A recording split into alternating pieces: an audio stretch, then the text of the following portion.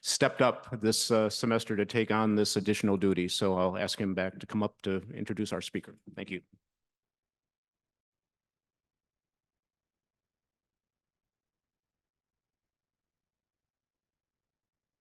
So I'm really delighted to have Dr. Chanequa Walker-Barnes here with us. She's a prominent scholar, theologian, and author known for her thought-provoking work on racial justice and spirituality.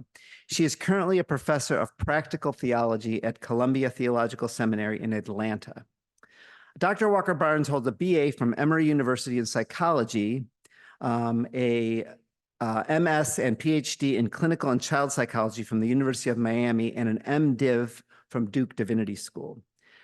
I think what's really interesting is I think these varied degrees reveal her deep commitment to social change, and she combines this expertise in clinical psychology and theology to tackle issues of systemic oppression, cultural trauma, and their impact on individuals and society. Through her research, speaking, and writing, Dr. Chanequa strives to inspire others to transformative social action and holistic self-care, which I think is really important, the combination of those two things. She's also authored 3 books: Sacred Self-Care, I Bring the Voices of My People, and Too Heavy a Yoke.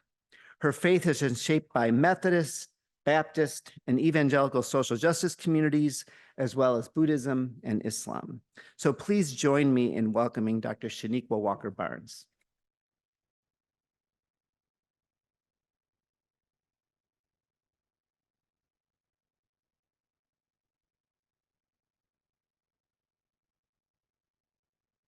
Good morning.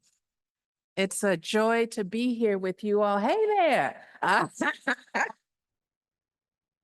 So I'll tell you, I'm so excited to be here, to receive this invitation from the Christensen Symposium, my initial conversation with Dr. Myers. When he invited me, I said, you know, I'm kind of particular about where I go these days. And part of it depends on, you know, the kind of question that Black people ask at the cookout: who all gonna be there? And so when I looked at the student population of Augsburg, then I said, oh yeah, this is where I want to be. And so I'm really grateful that for you all for inviting me and for showing up today.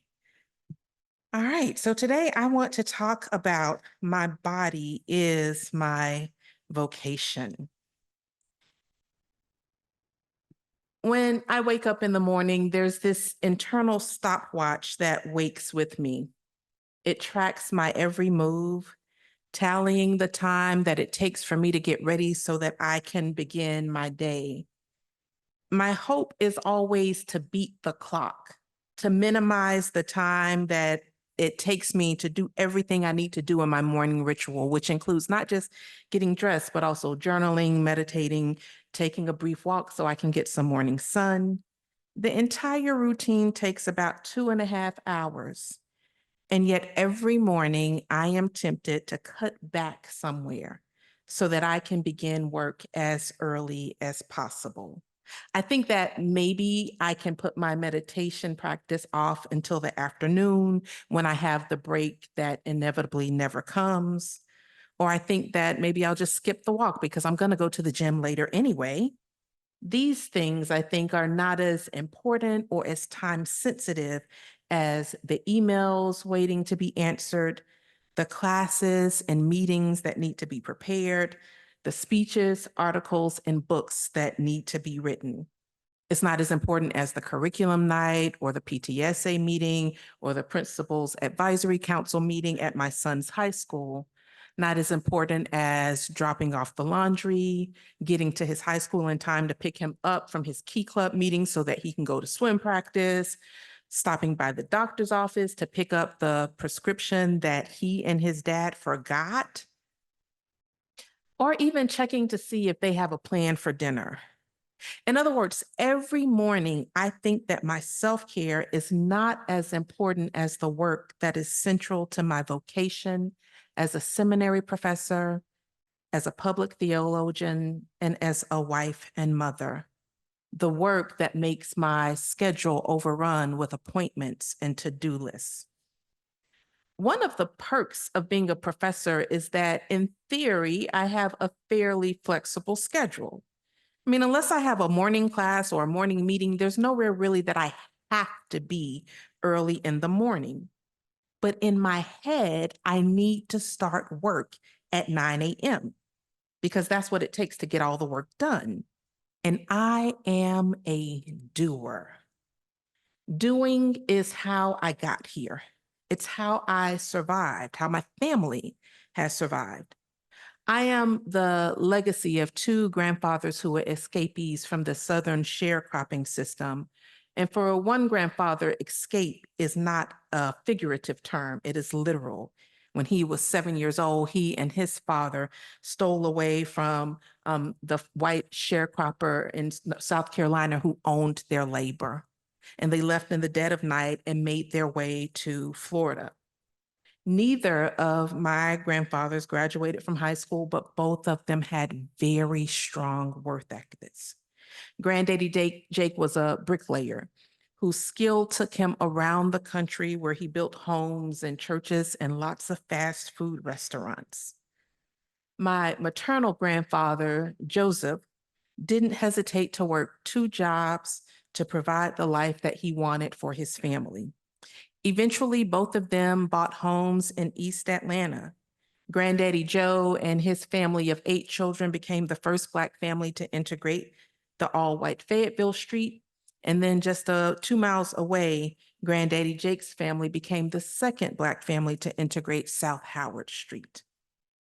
While my grandfathers had the work ethic, my grandmothers had the gifts of organizing and managing large groups of people and of being leaders in their churches and communities.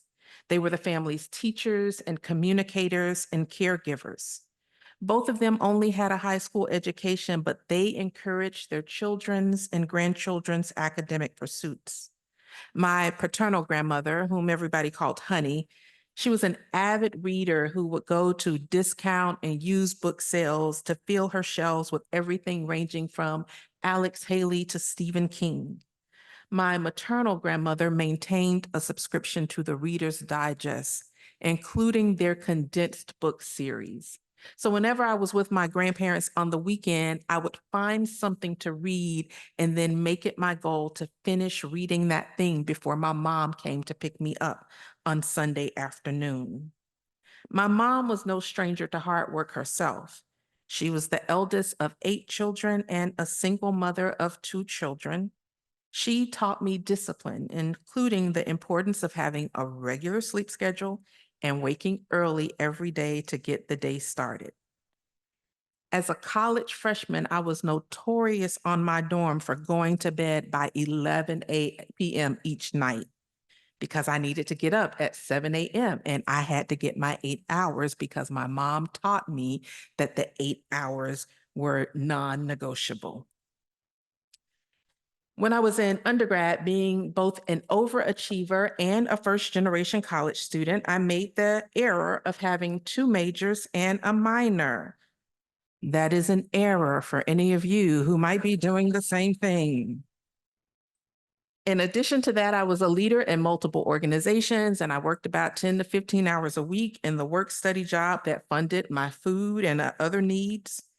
So I utilized the organizational skills that I learned from my mother and grandmothers to get it all done, even as the stress began to wear on my body. I was always sick in college. I seemed to catch every single illness that made its way through campus. And I had this low-grade but ever-present pain in my back, neck, and shoulders that even a yoga course couldn't vanquish. Like my grandparents, however, I was determined and I pushed through. I ignored and minimized the signals that my body was sending me. By the time I was in graduate school, I was an expert in multitasking and maximizing every moment. Everywhere I went, I took a reading from class with me, because if I had even 5 or 10 minutes of spare time in a doctor's waiting room while awaiting clients for my clinical practicum at mealtime, I was going to get something done. I was an early adopter of PDAs back in the pre-smartphone era when that meant personal data assistant. I relied on their electronic to-do list to help me keep track of everything that I needed to do. Through my psychology program, through my first few years as a faculty member in psychology, and then when I went back to school for my MDiv, and finally through my vocation as a seminary faculty member and public theologian. I live by my planner. It's in my bag right now. I looked at it this morning, right? I had to figure out what all has to get done today. And it's paid off. Now, at the age of 52, here I am, one of only 30 Black women who are full professors in the 244 accredited theological schools in the United States and Canada combined. That's no small feat for a woman who's only the second person in 3 generations of my family to earn a college degree, the first to earn a graduate degree of any kind. It's no small feat for a woman whose graduation from college itself is a minor miracle because neither of my parents were in the position to contribute financially. It's no small feat for a woman whose path to tenure and promotion was marked by quite a few career disruptions, including leaving my psychology career to go to seminary and ultimately become a seminary professor. I sometimes wonder, like, how did I get here? I am clear that it was undoubtedly prayer and the assistance of angels known and unknown. And I want to, as an aside, thank the university staff who go out of their way to help poor, working class, and first generation students get through. The people who will leverage institutional loopholes on behalf of the talented but marginalized students who need it most. I am here today because of a few of them did that for me. I'm here today because of Miss Gwen and Miss Sherry and other people who worked in places that said, we're gonna make sure you can register even though you haven't paid this bill. I am also here though, because I'm a doer. I am focused, organized, goal-oriented, and determined. Every academic year, every week, every day, I identify my goals and the steps that I need to achieve them. Then I structure my days to make it happen. And as much as possible, I resist letting other things get in the way of that. Unfortunately, for most of my life, I have allowed my body to be in the category of other things. So let me tell you the secret to success in higher education. You might think that it's being a naturally strong reader or writer, or having an affinity for academic subjects, perhaps coming from a family of educated people, or even enjoying school. All of those things help. I mean, they help a lot. They'll definitely get you through undergrad, but they don't necessarily get you through a doctorate or a tenure track promotion. The key to success in higher education, and also in writing, for those of you who are interested in writing, it's knowing how to sit your butt in a seat and not get up until the work is done. Some of you have already mastered this. Let me see if some of these sound like you. Like maybe you have favorite places to study that allow you to sit for long periods of time with little distraction. Some of you are visualizing these places right now. These are the places where you can charge your devices, leave your stuff unattended for a few minutes while you run to the bathroom, eat the snacks that you've stuffed into your backpack. If you live or work off campus, you have a couple of these places. There's like your on-campus place, there's a place near your house, there's a place near your job, right? Depending on where you are, this is how you structure your day. You also might be the type of person whose Apple Watch has to remind you to stand up and move around, and then you ignore those half the time because you just cannot interrupt your train of thought in this moment. And before you know it, you've been in place for like 3 hours. You might be the person who subsists most of your day on finger foods that you can eat while typing or reading without making a mess. Cheetos are not good study food. Matter of fact, even as we speak, your lunch might be whatever is in the front pocket of your backpack. Maybe you're the person that when given the option to study or to go do something fun, you're going to choose studying most of the time. You'll stay in your room studying even as you hear the sounds of partying down the hall. Instead of sitting in the cafeteria and eating with your friends, you're really good at taking your food to go. You might be the person who can work through the pain in your lower back, the numbness in your butt, the stiffness in your shoulders and neck. You don't even notice it half of the time. You're probably the person who will sit there even when you have to go to the bathroom, but you're just gonna keep going just a little bit longer. In other words, you're the type of person who, like me, knows how to live in your head and ignore everything below your neck. You know how to be focused, goal-oriented, and driven. You are a high achiever on your way to occupational success. Your family and your mentors know and love this about you. They praise you for your discipline. What they don't know, what I hope to tell you today, is that the same discipline behind academic success may be the cause of future physical and mental breakdown. I had only been out of college a few years before I started seeing the early signs of breakdown. The first sign was high blood pressure readings. I was only in my 20s, so I dismissed them, especially because I was nervous in doctor's office anyway. And I would say, this is only because I'm scared you're going to give me a shot. But by age 27, I became one of the 56.9% of Black women in America who are diagnosed with hypertension. By age 30, I was grappling with chronic back pain, an early symptom of the fibromyalgia diagnosis that I get a few years later. And now at age 52, I am a two-time breast cancer survivor whose lists of diagnoses and medications are so complicated that it requires a spreadsheet to keep track of. Okay, it doesn't really require a spreadsheet to keep track of, but I'm an overachiever. I go to the doctors and I hand them and they're like, oh my God. When I first began experiencing health problems, I knew it was stress related. I'm a psychologist after all. I'd done my doctoral work in a program with a strong behavioral health emphasis. So a few weeks after waking up one morning with acute pain in my neck and back that had no discernible medical cause, I embarked upon an intentional effort to cope with the stresses of my career through practicing self-care. My logic was simple. Because my vocation was inherently stressful, my capacity to sustain it would be dependent upon taking care of my physical, emotional, spiritual, and relational well-being. To borrow from the words of Paul, self-care was my way to fan into flame the gift of God. It was my way of enabling and supporting my vocation, even during my years in seminary when I had no idea what my vocation was, because God blew up my plan to become a full professor in psychology. Self-care was supposed to be my hedge against burnout, or so I thought.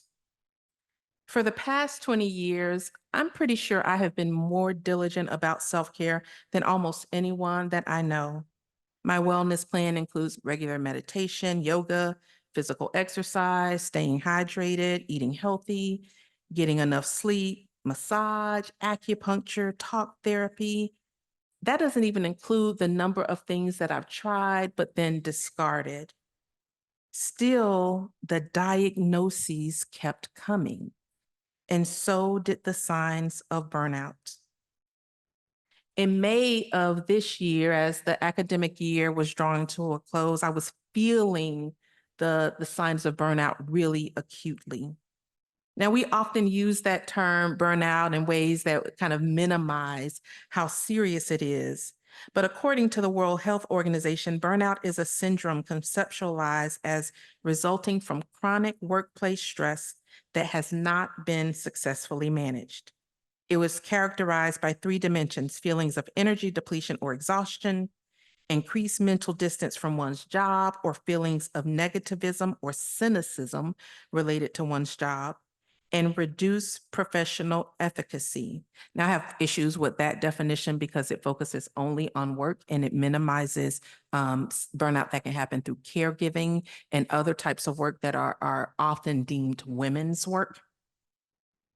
But I had at least two of the three symptoms: chronic exhaustion and negative feelings for my job.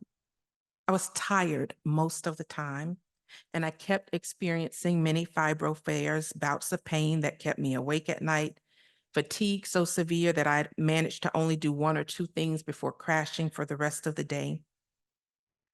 And with my job, like many professors, I love teaching, but I am drained by what happens outside the classroom.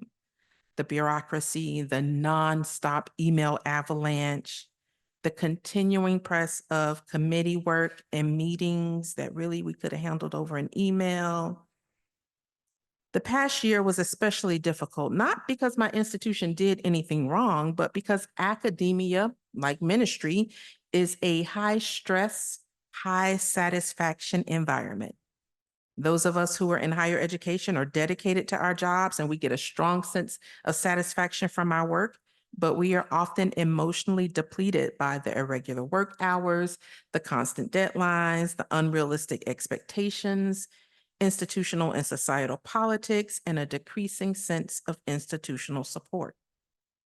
So I spent most of this summer trying to recover from that. I spent most of my time, instead of how faculty usually want to get a lot of work done over the summer, I decided I was in rest and reflect mode.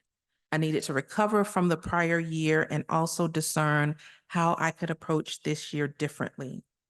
The question that plagued me over the summer was, how do I sustain my health and well-being in my vocation as a professor, a writer, and a public theologian? And finally, I realized it's because I need to change my vocation. When the term vocation first appeared in English in the 15th century, it referred to a summons from God to perform a particular task or function in life, especially a religious one. In the Christian tradition, we often refer to this as a calling. And historically, we have understood it as a call by God to the priesthood, the pastorate, or some other officially sanctioned religious role. In modern religious language, we have expanded this to include any service to the world that we do out of our religious convictions and our unique talents. This, I think, is our attempt to rectify the exclusive and often patriarchal nature of vocation, to open it up to more people.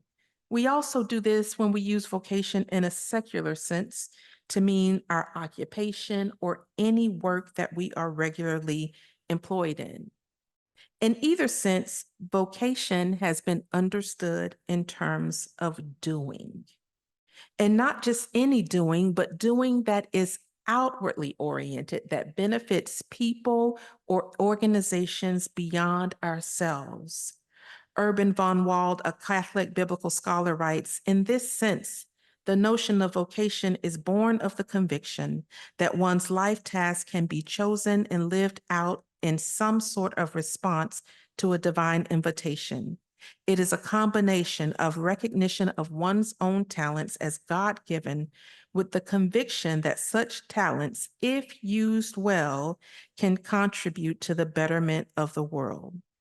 Our vocation then is understood as something that we are called to do on behalf of God's mission in the world. And there is often a sense that we don't have a choice in the matter, that we are compelled, even forced by God to comply. We tend to view vocation through the lens of the biblical narrative of Jonah. Either do what God says, or you're going to end up lost at sea and swallowed by a monstrous fish. In this sense, we think of vocation as this sort of all-encompassing thing that requires us to sacrifice our own aims, our desires, our relationships, and even our well-being on behalf of it. This is what many academics do. It's also what many clergy do, social workers, teachers. activists, nonprofit staff, and other helping professionals, because we have all understood vocation to be about doing on behalf of others. For years, as I wrote and taught about self-care, I approached vocation in this way. I talked about self-care as a way to support and enable our doing. Good self-care, I argued, sustains our vitality as agents of God's mission of justice, mercy, and peace in the world. It allows us to do more on behalf of this mission, to run with perseverance the race that is set out before us. I was talking to a colleague about this recently, and she commented that we tend to approach vocation as an endurance sport. Let's see how long and how fast I can go. But what if vocation is not about doing? What if it is not about the external work that we do, but rather about who we are? What if vocation is about us being called into being rather than doing? Mark McIntosh, a theologian and Episcopal priest, invites us to view vocation as the calling to exist. He writes, "It might make sense to regard our whole life as a pilgrimage in response to divine calling, and our particular vocation as a journey into those patterns of life that allow us to be truthfully and wholly the persons God is calling into being. To pursue one's vocation in this sense, then, means becoming more real, moving beyond a kind of stymied half-life caricature of oneself.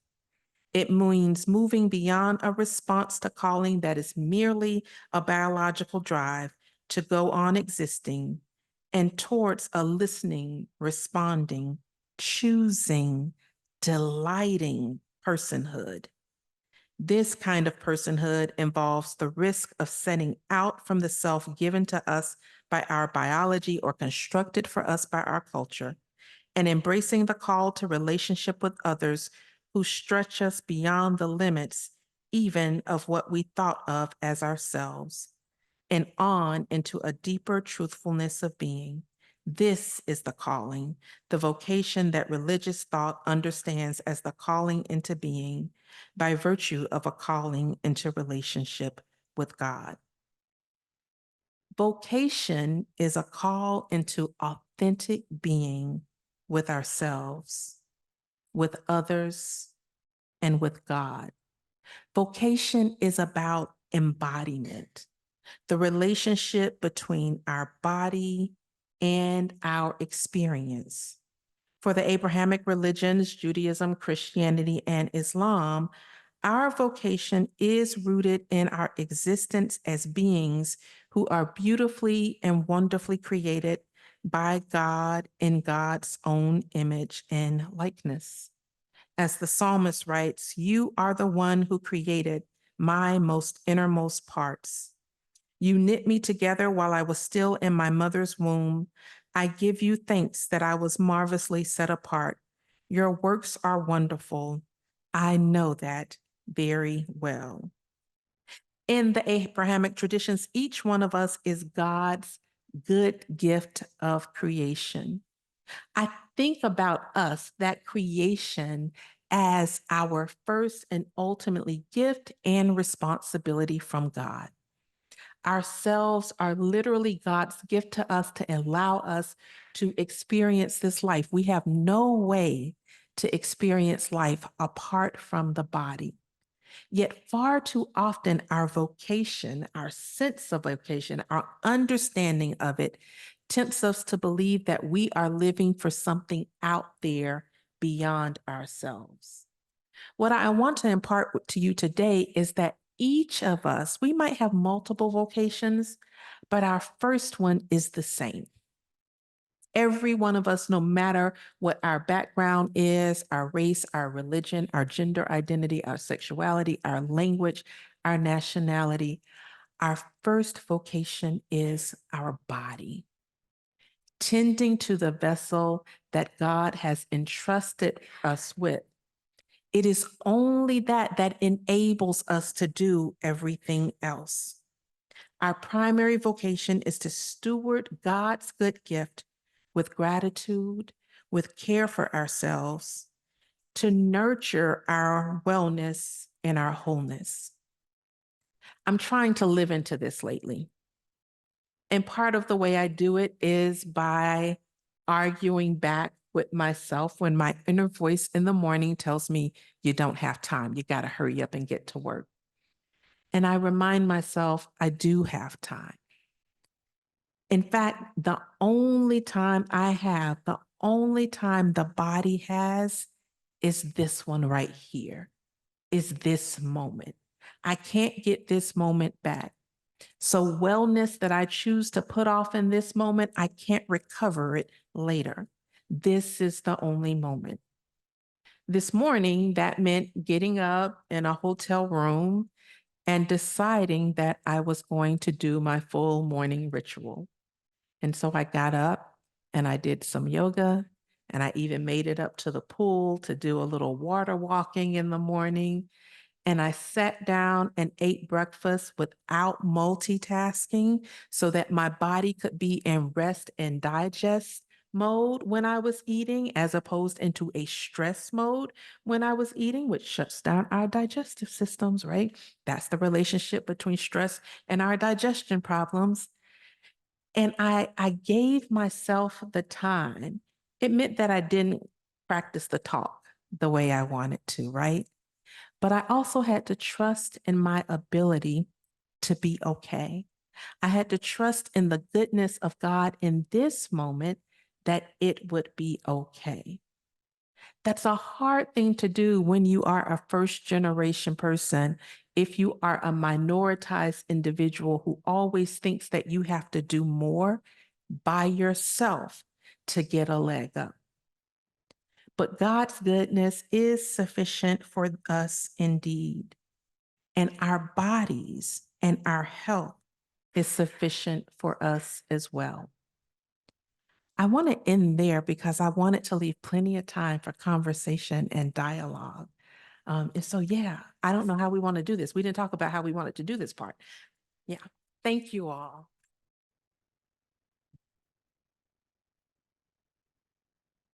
You can say it up here.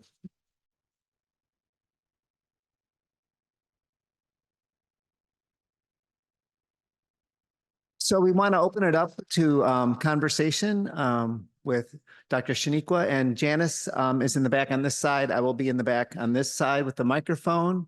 We'll ask that you just raise your hand, be happy to bring your microphone. We really want to privilege students asking questions. So maybe a student might be the first person to ask a question or make a comment that you'd like to say to Dr. Walker-Barnes. So please raise your hand and we'll bring a microphone to you.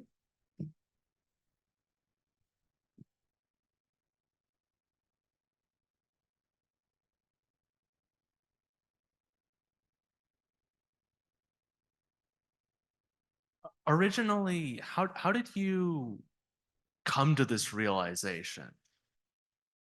What was the transition from my vocation is my profession to my vocation is myself?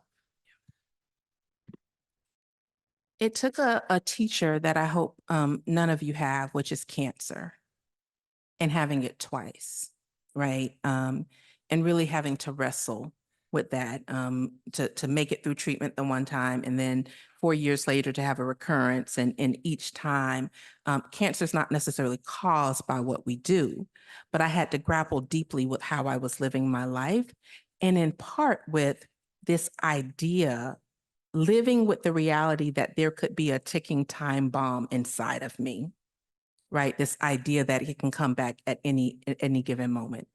And so in some ways, cancer, particularly the second diagnosis, was the wake-up call that I needed, that I don't necessarily have tomorrow, right?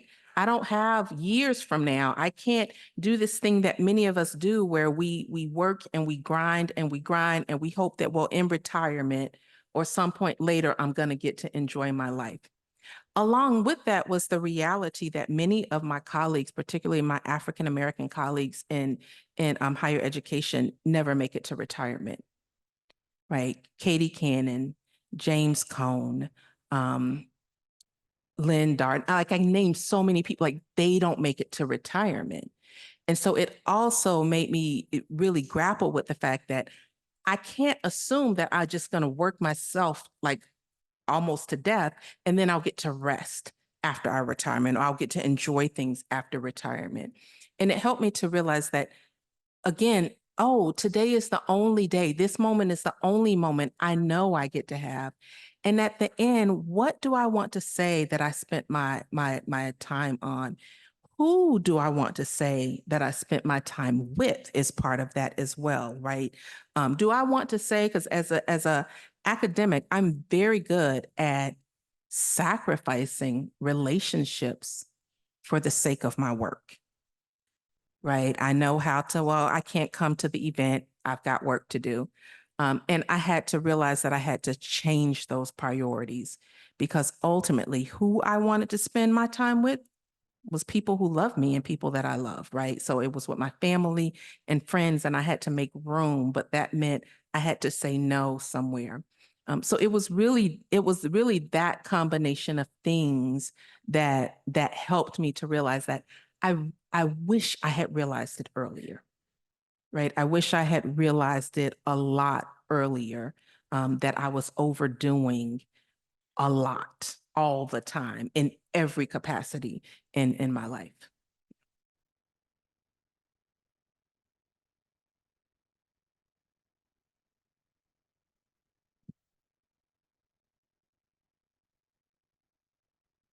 Thank you. This has been wonderful. I teach here. Could you say a bit about how you encourage, well, self-care and body care in your classroom and in your teaching? Yeah. Thank you.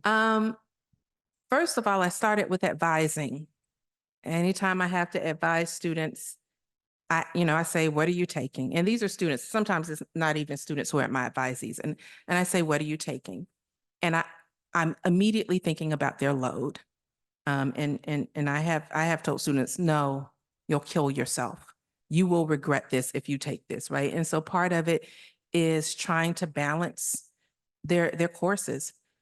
The other thing, though, is that I try, and this is a word for faculty, I try to devise my syllabi so that I'm focusing on what's the main thing I want them to learn, and what really does it take to make that happen, rather than expectations about what a good course is, right?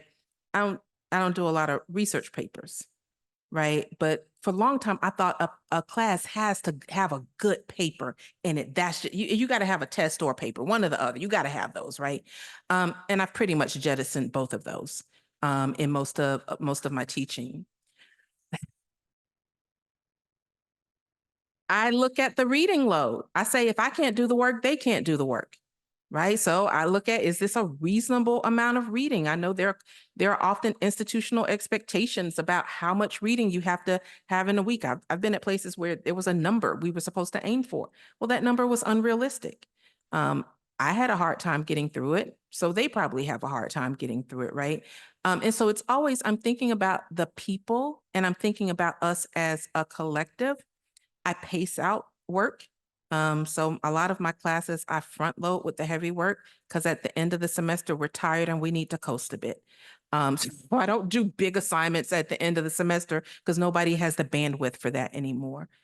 And I try to encourage my students constantly to make decisions that are for their wellness, even if sometimes that means I'm trading things off. So one piece of advice I give students: if you're having a really rough semester and you're overextended because you just got to take this heavy load, choose a class and aim for a C. In one of your classes, this is for my high achievers, they're like, what? Choose a class and aim for a C. Be strategic about it, right? You can decide based on what your goals are in life, which is the class that is least important, least critical to your career goals. and choose a C. And I will tell students, if my class has to be your pressure release valve, I am okay with that. It does not change how I think about you. So just let me know. I can't show up the best in here because I've got these other classes that I just need to give more attention to. And I'm not going to take that personally, and it's not going to change our relationship. So that's one of the things that I will tell every semester. I say that at some point in the course. I also try to pay attention to the mood of the class, and I will have a class self-care day.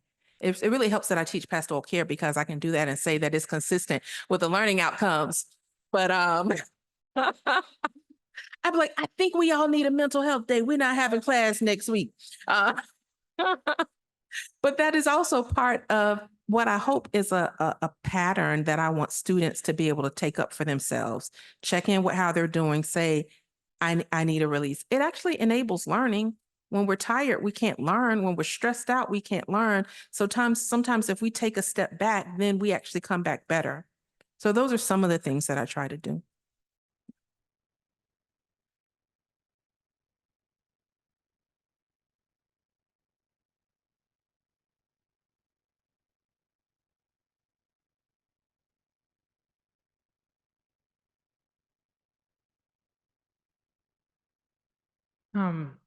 So we high achieve because achievement is success. And if we don't, then we might not achieve those things. So then how have you redefined success? Like, what's a win? If you had learned this long before and hadn't gotten to where you are today, what would a win in your life have looked like? The thing is, I think I still would have got here, but I didn't need to do all the extra, right? So many of us who are high achievers, we overestimate how much we need to do to make achievement happen. I started my current faculty position 3 years ago, and I had a mantra the whole first 2 years. It was underperform. Underperform. I told myself that every day, underperform. Go into a meeting, underperform. Because in every other position I've been in, I wanted to be all things to all people all the time. I wanted to be at the top of the game in everything, right? As an academic, I wanted to be a great teacher, a great writer, a great colleague. All of these are really good, but what I didn't understand what the bar was. I thought the bar was here, so I was aiming here. The bar was really way down here. And I was doing so much. And part of what would happen is I would get people used to me doing so much so that when I needed, because of health and stress, to cut back, then people looked at me as if I was like my commitment was wavering. And I'm like, I'm still doing way more than anybody else around here, but now I'm being looked at poorly. And I realized I set an expectation that was unrealistic. And so sometimes if I had talked to more people, overachievers often are also very independent. We think we know what is happening, and especially if you're first gen, you don't want people to know how much you don't know. And so you just fake it till you make it, right? You're like, let me just look like I know what I'm doing, right? Let me just go for the very top, and then but part of it is sometimes we just need to talk to people and really have mentors that we trust to help guide us to say, so later in life, I learned the value of going to more senior colleagues to try to figure out how much do I actually need to be doing? And they were like, yeah, you're overdoing it, right? What you're doing is complete, like, I mean, the institution loves it, right? But you're overdoing it. And so some of that is that when we are real overachievers, when we are really driven, what we think of as our 100% is probably other people's 200%. And so we can always come down a lot and we're still overachieving. That's the thing behind aim for a C. And so my overachievers will never actually get the C. They're still going to get an A, but they've taken the stress off of themselves. And they've realized that it actually didn't take 20 hours a week of studying for that one class to get an A. They would have been fine with 8 hours a week. right? So that part of it is our metrics are often off when we're overachievers like that. And faculty are like the biggest overachievers at all. We're professional overachievers, right? And so faculty, we also tend to have very high expectations. We think every student is us. And we shape syllabi for people like us, right? Who are gonna like do too much. And so part of it is really trying to figure out what's realistic, what is needed, what is called of me now, right? And am I okay with doing that? Can I manage my own anxiety about not being good enough? So part of this for me has been learning to manage my anxiety, and more recently, learning how to manage the idea that I might disappoint people. So that's what I'm wrestling with now. Like I'm practicing being a disappointment, because my pattern has been I'm going to please everyone, right? At the expense of my own health. Hey, first of all, thank you for this. Thank you for coming here. From what I got from this, basically you're talking about how to like use vocation to like manage your goals, but like that's if you already had goals. But a lot of us freshmen, like we kind of like maybe don't know like the future holds for us. Yeah. So I was wondering like how we could use that to like maybe like ease our anxiety or like find goals or like find a path forward in a way. Yeah. First, vocation is always changing. We often talk about it as if it's this one thing that you're going to commit your whole life to, and nothing is ever going to change after that. Even when we say, we ask freshmen a lot, what are you going to do? Like, what are you going to do with your life? Nobody really knows what they're going to do with their life, right? We know at this moment what it feels like might be right.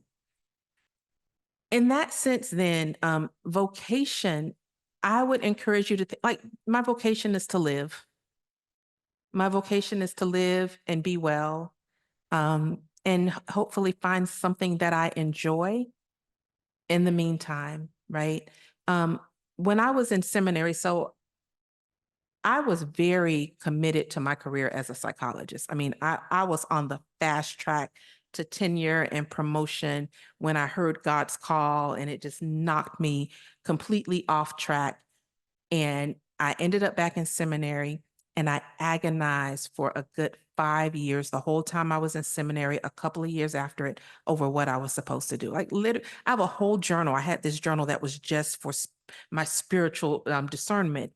And when I went back and looked, I'm like, there's literally years of me being like, oh my God, what am I supposed to be doing with my life? Because I wanted to see the whole path.